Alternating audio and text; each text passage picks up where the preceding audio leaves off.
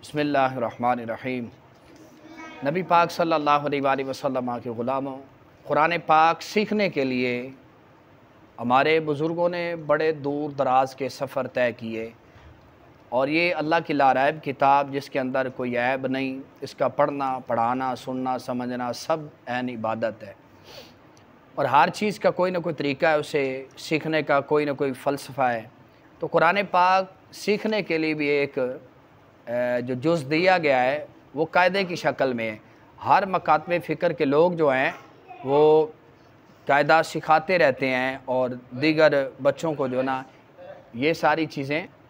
और इसी तरह कुरान पाक पढ़ने का अंदाज़ अक्सर हमने ना मसाजिद के अंदर ऐसे ऐसे मौलवी हज़रात रखे जिन्होंने सारी उम्र बे ते से दाल यहीं पढ़ाया, इसके अलावा मौका ही नहीं मिला।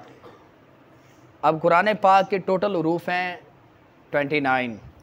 29 हरूफ और ये हरूफ सारे एक दूसरे से अलग अलग हैं, ये इकट्ठे नहीं हैं, अलग अलग हरूफ हैं।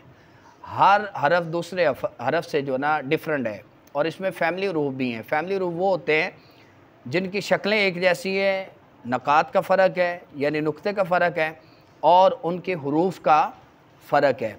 तो ये सारी चीज़ें जानने के लिए ये कायदा पढ़ाया जाता है और वैसे भी इल्म दीन सीखने के लिए हमें तवज्जो करनी चाहिए और ये सारी चीज़ें हमारे अंदर होनी चाहिए। दुआ है अल्लाह पाक अमल की तौफ़ीक अता।